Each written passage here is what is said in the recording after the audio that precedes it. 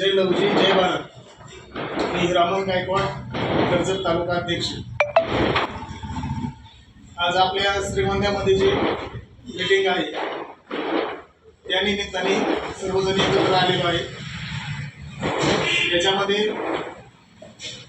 आता काही राजकीय घडामोडी होती, इलेक्शन आलेलं आहे, पंचायत समिती, जिल्हा परिषद, त्या अनुषंगाने थोडीशी चर्चा करणे महत्त्वाची आहे। या विषयामध्ये बरेच दलित तरुणांना अत्याचार होतात, त्याच्याकडे कुठलेही शासन दुर्लक्ष करते। बऱ्याच ठिकाणी हल्ले झालेले आहेत, पोलीस दुर्लक्ष करतात। त्याच्यावर संघटना एकत्र आली पाहिजे, कुठेही अन्याय अत्याचार नाही झाला पाहिजे, त्याच्यासाठी संघटना प्रयत्नशील राहील आणि याचा परिणाम या इलेक्शनवरती झाला पाहिजे असं माझं मनोगत। नमस्कार, जय लवजी जय भारत। आजच्या कार्यक्रमाला महाराष्ट्र उपाध्यक्ष वसंत मामा सकट यांनी जे आढावा बैठक बोलवली त्याबद्दल जे सर्व पदाधिकारी हजर झाले, प्रथमतः मी त्यांचे आधी सगळ्यांचे हार्दिक स्वागत करतो।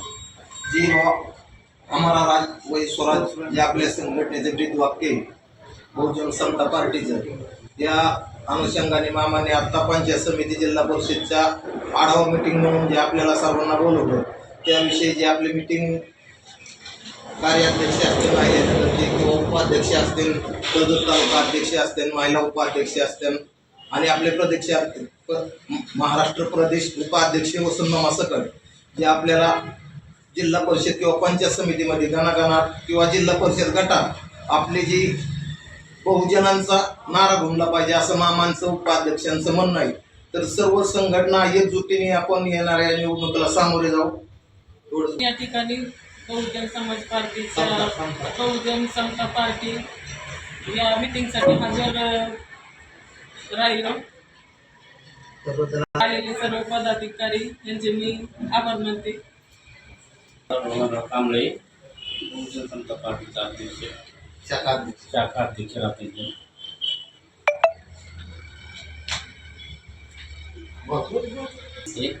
मी हार्दिक स्वागत करतो। आज सरांनी ही बैठक खरं तर अगोदरच घ्यायला पाहिजे होते, परंतु ही बैठक घेण्यासाठी सरांनी थोडासा विलंबच लावला। आम्ही 2-4 वेळा फोन करून सरांना विचारल्यावर आज सरांनी बैठक घेतली आणि या बैठकीमध्ये जे काही सर्व निर्णय घेतील त्याचं आम्ही काटेकोरपणे सर्वजण पदाधिकारी पालन करू आणि त्यांच्या शब्दाच्या बाहेर आम्ही कधी कोणी जाणार नाही अशी मी माहिती देतो आणि थांबतो। जय भीम आणि सर्व पदाधिकाऱ्यांचे मी सहर्ष स्वागत करतो।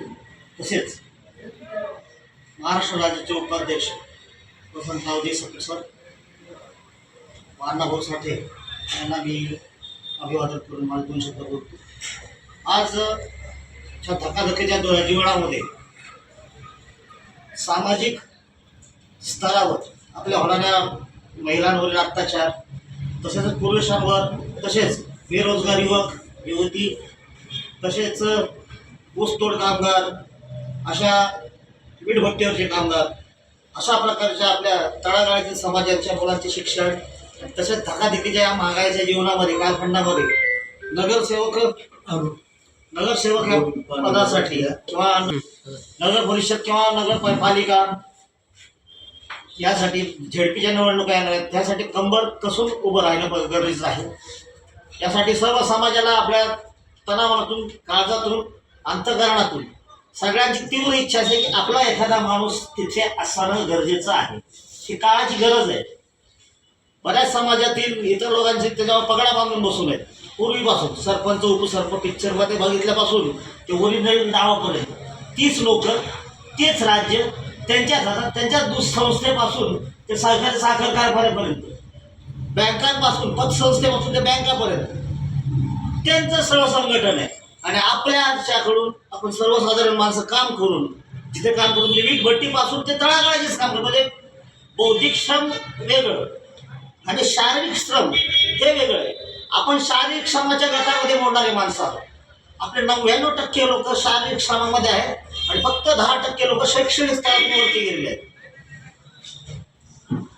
तर जी हुशार मंडळी आहेत, जे शिक्षण नोकरीवरून रिटायरमेंट झालेले, डॉक्टर आहेत, इंजिनियर आहेत, PSI आहेत, साहेबांवरूनही गेले.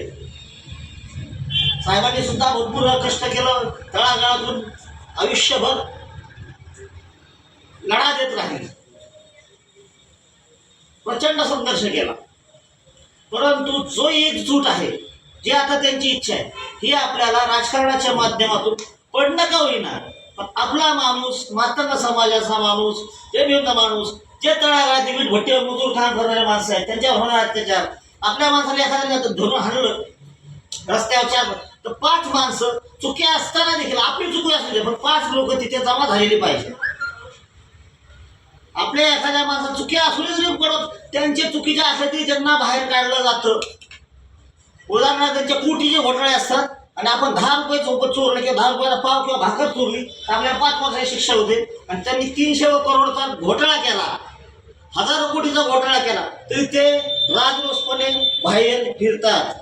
आणि आपल्यासारख्या गोरगरिबाच्या मातंग समाज, जे तळागाळी SC कॅटेगरीमध्ये जेवढे मोडतात, तेवढे समाज आज त्यांना आज कोणाची गरज आहे, उपेक्षेने बघतायत. काहींना अजून ज्ञानी नाही, सुध नाही झाले नाही की बाबा आपल्याला या पोस्टपर्यंत जाता येईल का, आपण निवडून येऊ का, त्याला पैसाच लागतो, असं काही नसतं.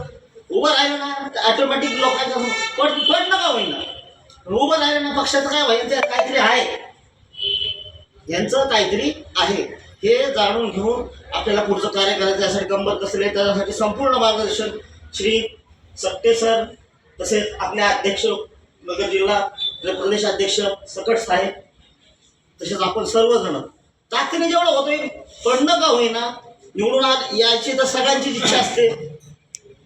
परंतु हा एक प्रकारचा खेळच झालेला आहे आणि उच्च प्रस्थापित लोकांच्या भरपूर राज्य आहे, आपल्याला त्याला मात करायचे. आम्ही कुठेतरी आहोत ते आपल्याला दर्शवायचं आहे. 2 शब्द संपवतो आणि कसून कंबर कसून आपण तयारी लागावं. पुरुषांना मी वंदन करतो. मित्रांनो, बहुजन समता पार्टीचे प्रदेश अध्यक्ष माननीय वचिंद्र सक्टे सर यांच्या आदेशाने आणि बहुजन समता पार्टीचे महाराष्ट्र राज्याचे उपाध्यक्ष माननीय वसंतरावजी सकट यांच्या नेतृत्वाखाली ही आज आपण बैठक आयोजित केलेली आहे.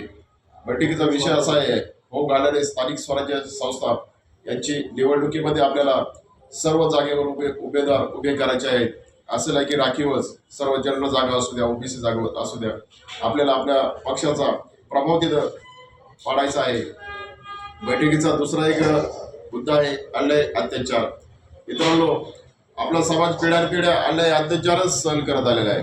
बहुजन समता पार्टीच्या माध्यमातून आतापर्यंत माननीय वसंतरावजी सकट यांनी अन्याय अत्याचाराविरुद्ध जीवनभर संघर्ष केलेला आहे, जीवनभर लढा उभा केलेला आहे.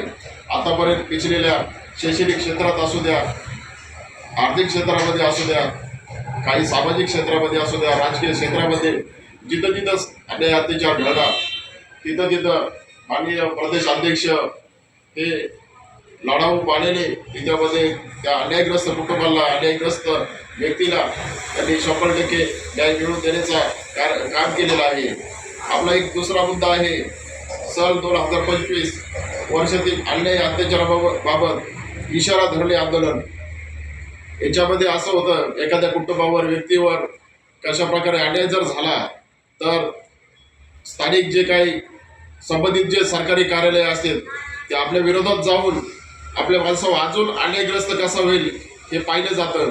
तर आपल्या बहुजन समता पार्टीच्या वतीनं राज्यभर असं एक आंदोलन उभं करायचं आहे की प्राध्यापक वचिंद्र सकटे यांच्या आदेशाने आणि माननीय वसंतरावजी सकट यांच्या नेतृत्वाखाली असं एक मोठं आंदोलन उभं करायचं आहे की जिथं जिथं अन्याय अत्याचार होतो तिथं तिथं आपला पक्ष त्या कुटुंबाच्या, त्या व्यक्तीच्या पाठीमागे खंबीरपणे उभा राहील. एवढी सर्वांनी आपल्याला ते अशा प्रकारे राज्यभर आंदोलन उभं करायचं आहे. एक आंदोलनाचा एक विषय सांगतो अत्याचाराचा की मित्रांनो, जिल्हा उपाध्यक्ष माननीय पवार सर यांनी सांगितलं की अजूनही आपले समाज हा कष्टकरी आहे. अजूनही कितीतरी पिढ्या हा समाज आपला कष्टाचंच काम करतो. त्याचा उदाहरणार्थ ऊसतोडा असू द्या, वीटभट्टी असू द्या, इतर